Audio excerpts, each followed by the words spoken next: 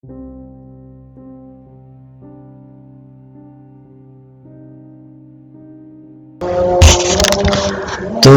change system tracking buffer size in Samsung Galaxy S10, open settings, swipe up or down home screen to access the app screen, and then tap settings,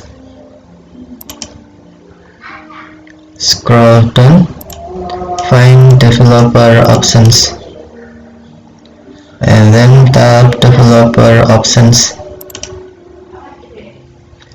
Scroll down, find system tracking,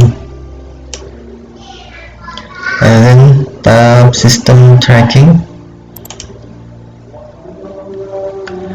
To change system tracking buffer size, tap buffer size, and then select options you want.